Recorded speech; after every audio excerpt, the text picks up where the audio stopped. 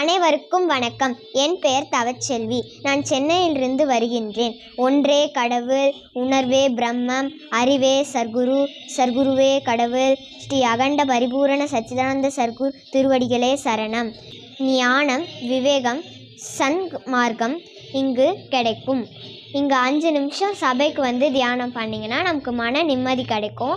எல்லாரும் சபைக்கு மன நிம்மதியை பெற்றுக்கொள்ளுங்கள். கலசம் வீடியோவை பாருங்கள், ஷேர் பண்ணுங்கள், லைக் பண்ணுங்கள், சப்ஸ்கிரைப் பண்ணுங்கள். நன்றி, வணக்கம்.